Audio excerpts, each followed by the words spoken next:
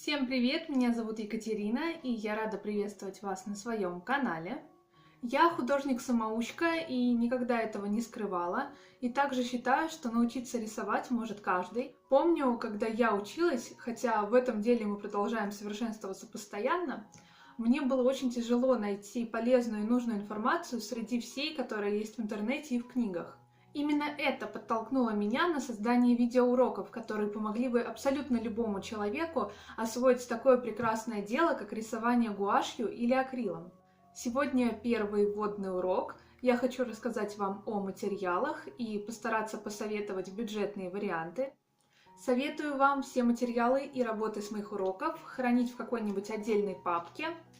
Я, например, завела для этого специальный альбом. И сейчас я вам уже подробно расскажу о материалах.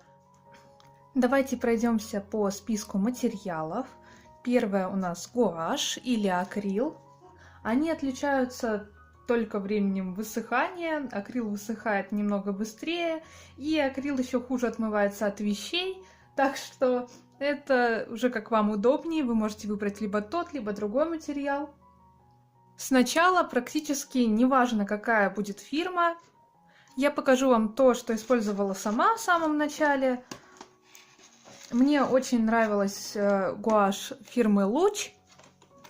Очень хорошие насыщенные краски, есть практически в каждом канцелярском магазине. У меня были вот такие баночки. Достаточно хорошая и доступная гуашь. Можно брать и такую. Мне сейчас удобно покупать отдельно баночки с цветами, которые мне нужны. Сейчас у меня фирма Таир. Кстати, когда будете выбирать краски, очень важно, чтобы они были густые и не засохшие. Покажу вам, как это выглядит. Коричневая краска у меня полностью засохла. Ее уже ничем не спасти. Кстати, плохую краску можно просто выковырять из этой баночки, а ее оставить. Поверьте, они потом вам пригодятся. Так вот, вначале вам понадобится только белая, черная, красная, синяя и желтая краски. Вы можете купить их отдельно, так как сделала я, либо просто купить небольшой набор гуаши или акрила. Итак, перейдем к кистям. Сначала вы можете приобрести любой набор, желательно, чтобы кисти были синтетические. Скажу вам о размерах кистей, которые нужны были мне изначально, которые подошли для моих работ.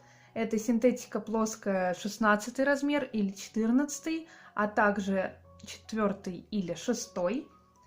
Еще круглая, большая и маленькая синтетическая кисти, примерно тех же размеров.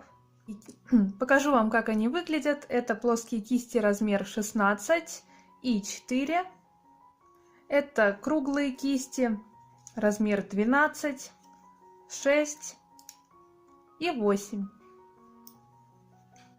Для прорисовки небольших деталей используют обычно кисть единичку или нолик. Даже этих 4 кистей будет достаточно вам для начала.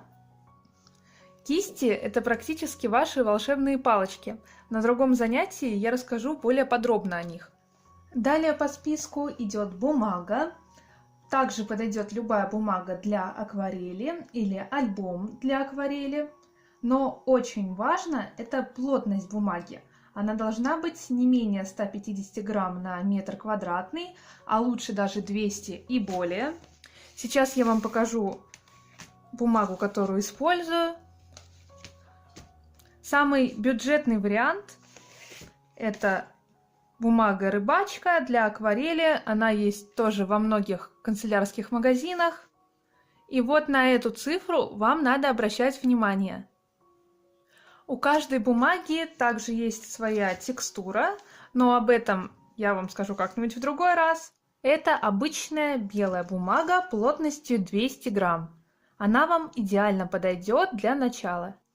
Поговорим о палитре. Она также может быть разной, может быть вот такой пластмассовой, которую продают в любом магазине канцелярском.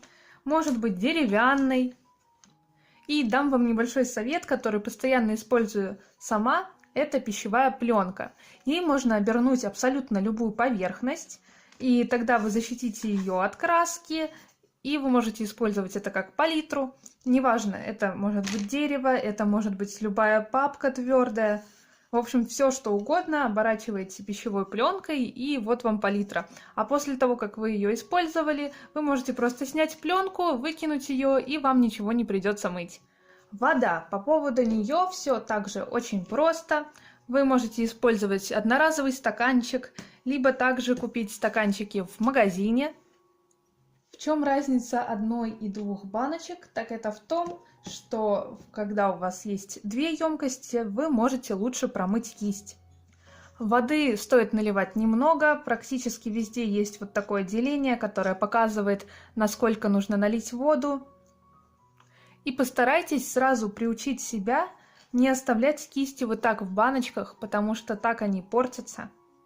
Сполоснули кисть, вытерли, положили. Далее идет тряпочка или любая ненужная ткань, но проще всего использовать салфетки влажные и сухие. Они не такие дорогие, их не надо мыть. Также попользовались, вытерли то, что надо, и выбросили. Последнее в нашем списке, но не по значимости, это скотч. Возможно, он пригодится вам первое время для крепления листа. Мне так он был просто необходим. Лучше использовать бумажный, так как он не порвет вам бумагу. Стоит он также недорого, но если у вас нет бумажного скотча, подойдет обычный. Просто более осторожно отрывайте его от листа. Я, например, буду использовать на уроках альбом, в нем листы уже закреплены, поэтому скотч мне не понадобится. А вам советую, если вы будете рисовать на отдельных листах, аккуратно по краям вот так вот прикреплять лист к столу, и тогда он у вас никуда не денется во время работы. Возможно, вам понадобится карандаш и стирательная резинка, но это уже по необходимости. На этом мы завершаем с вами первый вводный урок по материалам. Если у вас еще остались какие-то вопросы, обязательно напишите мне в комментариях, я всем отвечу. Жду вас на своем следующем занятии. Пока-пока!